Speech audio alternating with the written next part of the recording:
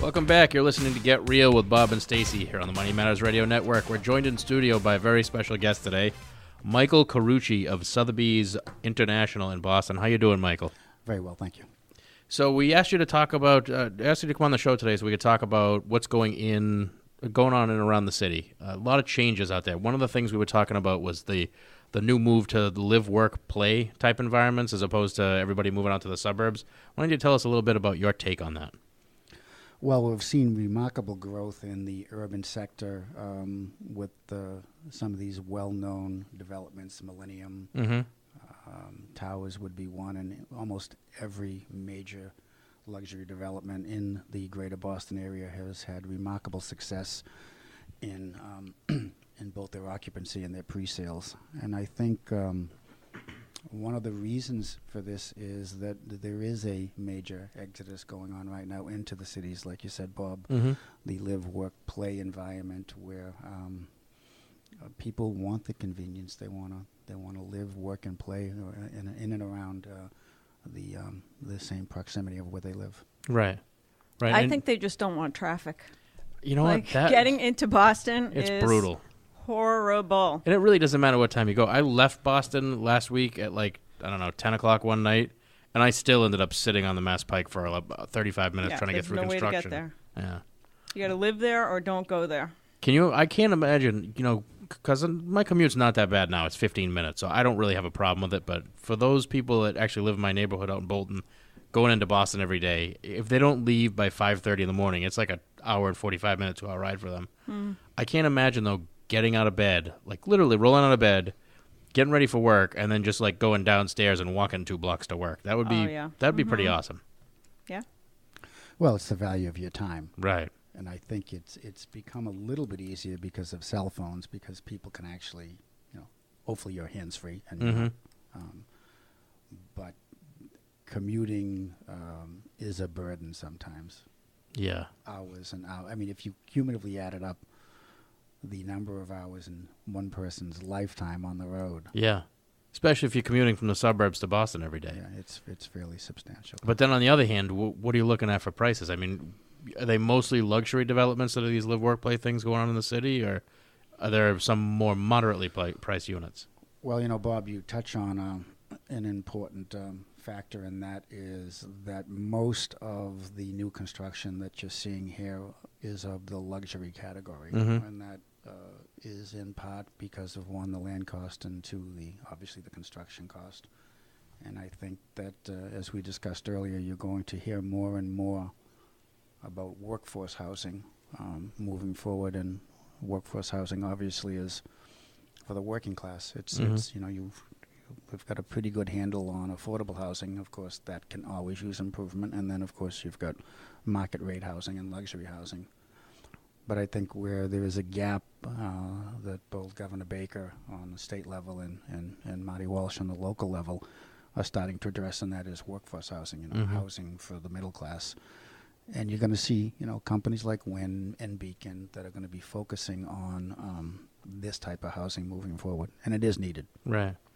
Are there any parts of Boston that you'd still consider decent neighborhoods that have a lot of middle class people living in them, or have they all been more or less redeveloped into luxury housing? The perimeter seems to be getting pushed out further and further. Yeah. I mean, Dorchester is extremely hot right now. South Boston's been hot for a number of years. And those used to be the places that were affordable, right? That's correct. Right. Yeah, I remember when Dorchester, if you said it, people used to get shivers down their spine thinking about going through Dorchester at night. Now you can't buy a place there anymore. There was an offer this morning. I think it was maybe over $700 a square foot in Dorchester in the Ashmont area. And you're thinking, this is insanity. Wow. Yeah, people used to get killed there at night for being outside their houses after 8 o'clock at night. I mean, it's crazy. Now, granted, that was probably, 20 years ago that it had a bad name, but it's amazing how much things have changed. What about Chelsea? I'm hearing that the prices in Chelsea are starting to go up now as a result of everything else getting pricey. Well, look at its proximity to Boston. It's literally right over the Tobin Bridge. You've got some great architecture in Chelsea. So it wouldn't surprise me. There has been some major acquisitions in that town. Jay Ash actually did a fantastic job in Chelsea. He's now, I believe he's now in Boston. Mm-hmm. That is a town to keep an eye on. East Boston. We have a closing at the end of the month, Clippership Wharf, which Mhm. will probably be the largest East Boston development that we've been working on for a number of years. It's actually been in contract for 3 years. And that's going to be phenomenal housing also. So I would, Chelsea, East Boston, all markets to keep an eye on. Mm-hmm. And the one in East Boston that you're talking about, is that luxury housing or is that more moderate priced? It's mixed use. It's Mhm. going to be apartments, condominiums, some retail. Mm-hmm. Nice. So it's happening all over Boston. It's not just limited to downtown. No. Wow. What about in outlying cities? Or is it predominantly around Boston, or are you starting to see that in other places as well? We're starting to see a softening, which also could be an opportunity for young families. I think that a lot of your bedroom communities are going to start to see some price adjustments. Mm-hmm. As you see more and more people coming into the city, it's leaving more and more inventory in the suburbs. And Mhm. we're having a inventory shortage in the city, but there are Mhm. some bedroom communities that are not having that type of problem. In some cases, there's an oversupply of inventory in certain towns. Really? Right outside the city, or are you talking much further out? Within 45 minutes. Yeah. Because the pricier enclaves, the Winchesters, Waylands, those type of things, those are still pretty competitive, or are you seeing a drop off there as well? We're seeing some price adjustments going on. Wow. Yeah. That's Those surprising. towns are nuts. Because I was showing properties for a friend of mine looking to buy in Winchester, Mm-hmm. and for $700,000, you get like one floor of a 3-family that's been converted to condos. It's nuts. Nuts. I told him not to buy a house. $700,000 for a converted 3-family? Hmm. That's what they call a condo in Winchester. Right. Wow. And then you're hearing over and over again now, rent is the new own. There's a lot of the younger generations, they prefer to rent instead of buying Mm. for a variety of reasons. Although I saw some good articles a couple months back that said that it seems like once people get to the point where they're settling down and getting married, starting a family, that it seems like home buying is back on the radar again, which is good for all of us in real estate. Marriage and divorce keeps us busy. It really does. It really does. You can't live at home forever. And I mean, some of the Exactly. rentals you see, I have friends that rent in the city, and one of them has like an 800 square foot place at Avalon for like $3,000 a month, and it doesn't even include a parking spot. We just had a client that unfortunately got had to relocate because of a fire in his home, and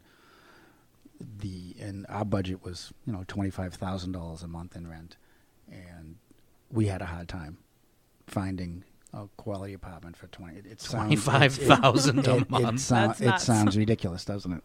Was it just there was nothing available, or the There's stuff was? less than 5 or 6 things to look at. Wow. I mean, what do you get for $25,000 a month in Boston? I would love to know.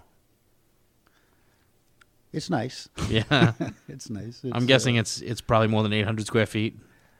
Rents. Rents are typically between $3 and $5 a square foot for something nice. So take 2,000 square foot at $5 a foot. 10 grand a month. Wow. Well, 2,000 square feet's a decent amount of space, especially for a rental, isn't it? Yes. Yeah. Yeah, that's a good rental. Yeah. What about one of the things we talked about, I think last time you were on, was there was a lot of speculative apartment building going back a few years, and a lot of that stuff is starting to come online now. Are those rentals getting?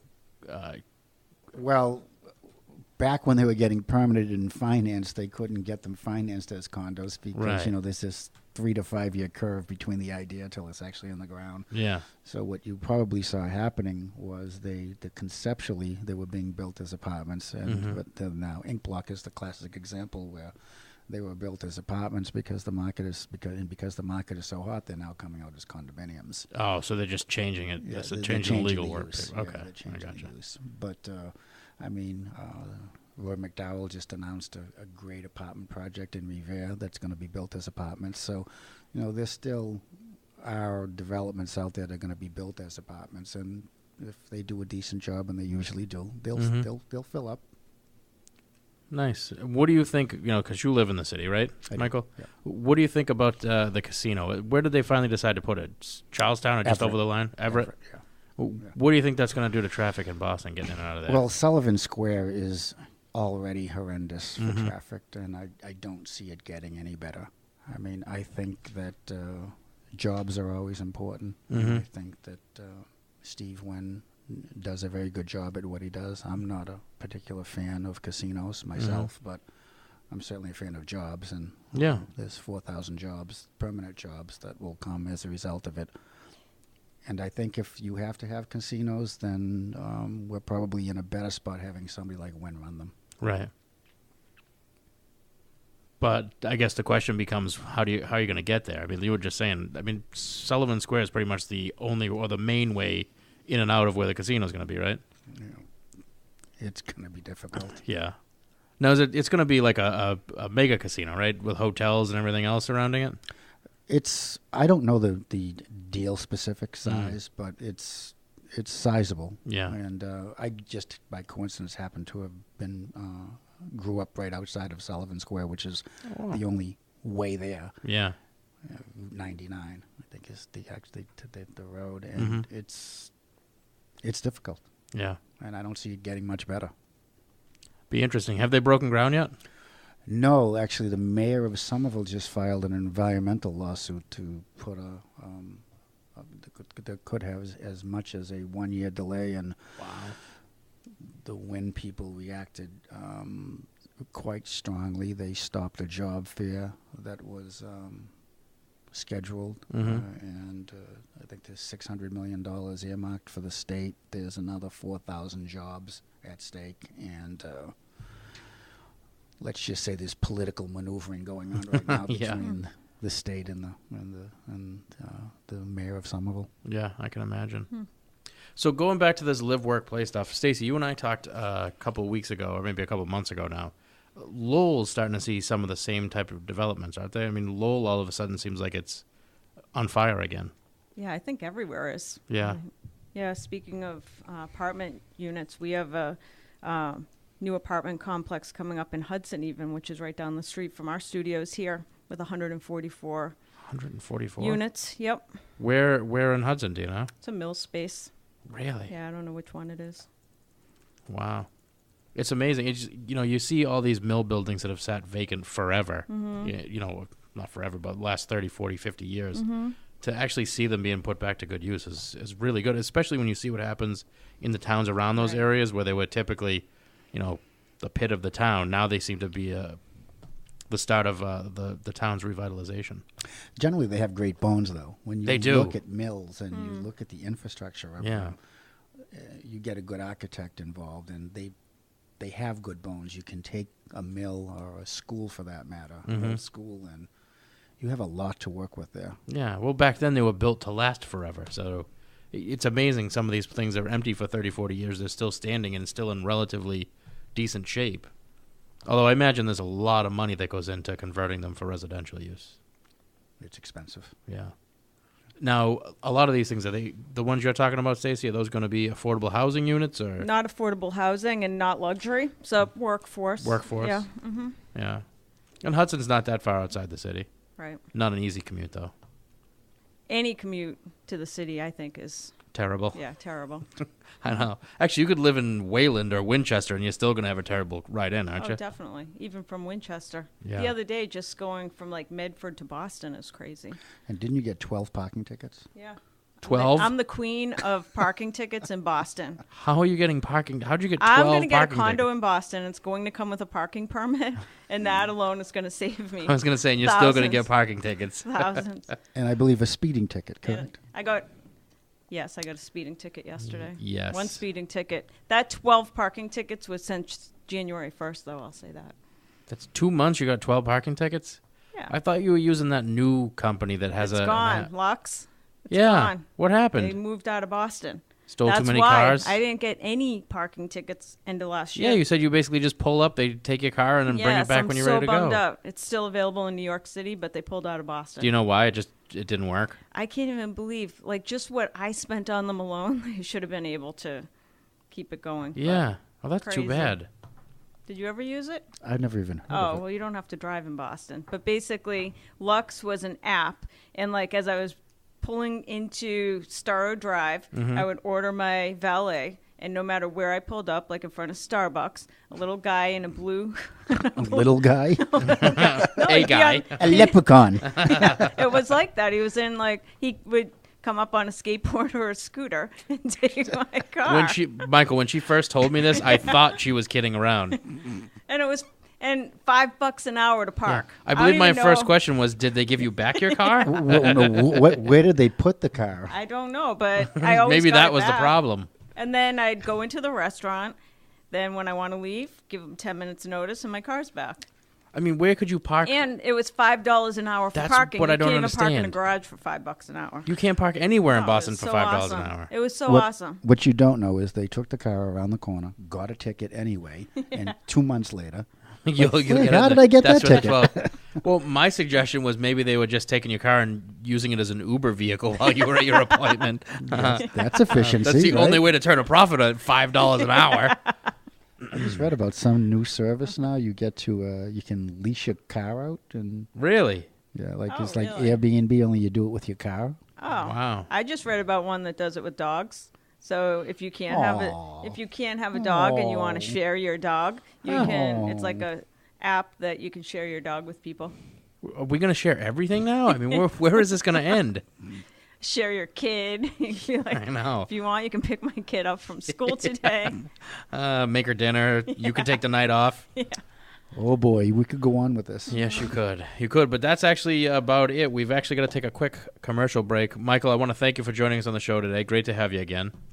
Thanks for having me. Stay tuned. We're going to take a quick break. We'll be back with more after this.